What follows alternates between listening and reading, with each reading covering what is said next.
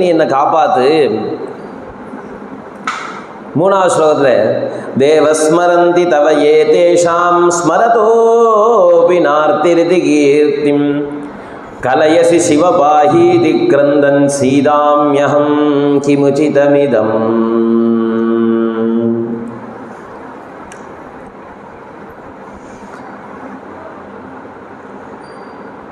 என்ன சேர்ந்தவன்னு நீனே சொல்லிக்கிறதா? அடுத்த கேள்வி வரும்ல, நான் எப்போ உன்னை என்ன சேர்ந்தவன் சொல்லிட்டேன்? என்னவோ பெருசாக கேள்வி கேட்க விட்டுட்டேன்னு நீ ஏன் நினச்சிண்டா? அதுக்கு நான் பொறுப்பா?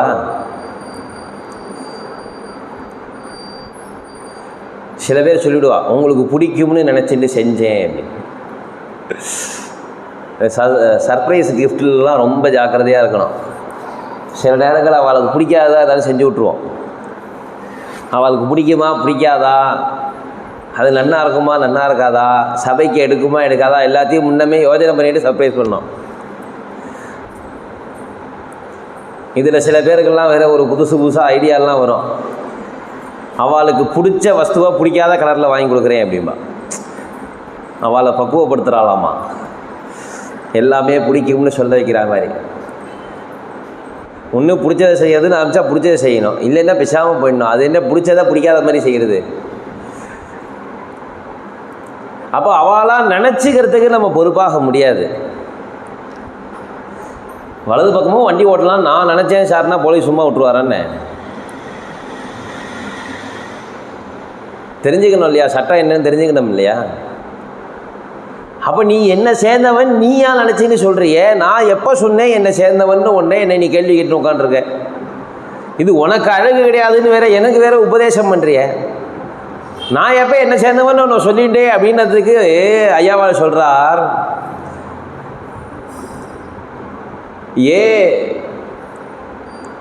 யாரெல்லாம் ஸ்மரந்தி நினைக்கிறவான்னு வச்சுருக்காளோ, பெரிய கூட்டம் ஒன்று நினைக்கிறவான்னு, தேவ ஸ்மரந்தி தவையே தேஷாம் ஸ்மரதோபி நார்த்திரிதி கீர்த்திம் கலயசி.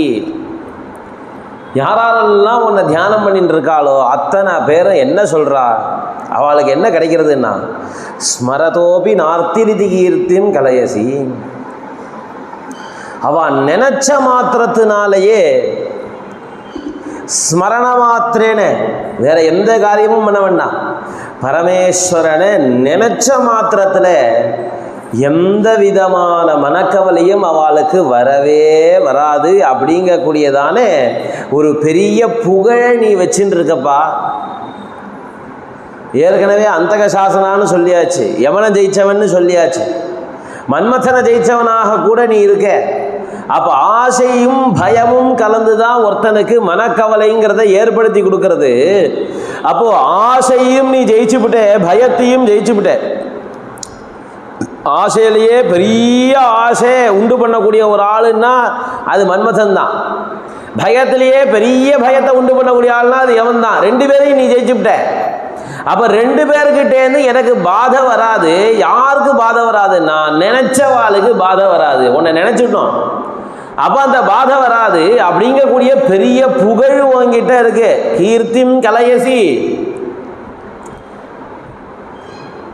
நீ நினைச்சியான்னு கேட்காத என்ன, சிவபாஹீதி கிரந்தன்னு சீதாம்யஹம்னர். ஏ பரமேஸ்வரா காப்பாத்துன்னு அலறி புலம்பி கத்தின்னு உட்காந்துருக்கீங்க. உன்னை நினைச்சேனான்ற கேள்வி வேற உனக்கு. கிரந்தன்னு சீதாமி, நான் அலறேன், தொண்டை கிழிய கத்துறேனா, உன்னுடைய நாமாவையே உளறின்னு இருக்கேன்.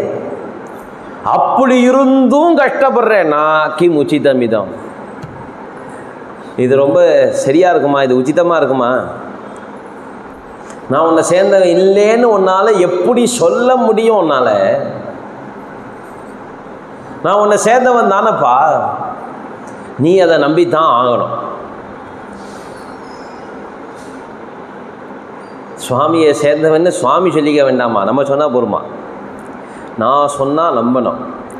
இப்போ நிறையா பேர் சொல்ல ஆரம்பிச்சா ட்ரஸ்ட் மீ ப்ரோ அப்படின்னு. என்ன நம்புங்கப்பா. ஏதாவது கேள்வி கேட்டால் ட்ரஸ்ட் மீ ப்ரோ,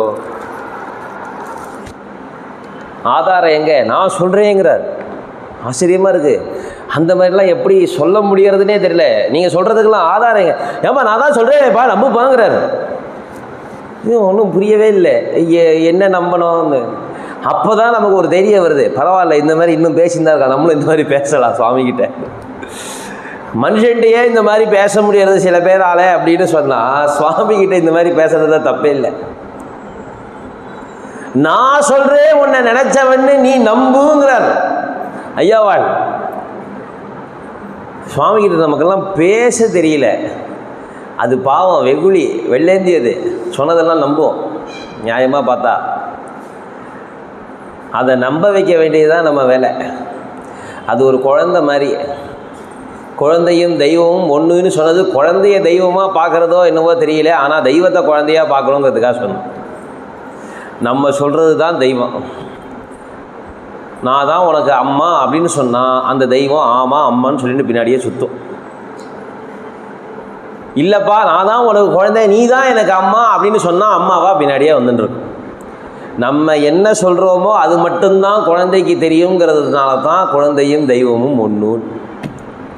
ஏ யதா மாம் பிரபத்யந்தே தாம் ததைவ பஜாமியஹம்னர் சுவாமி. அதனால தான் யார் யார் எப்படி எப்படி என்ன அணுகி என்ன பஜனம் பண்ணுறாலோ அவாவாள்கிட்ட நான் அப்படியே நடந்துக்கிறேன்.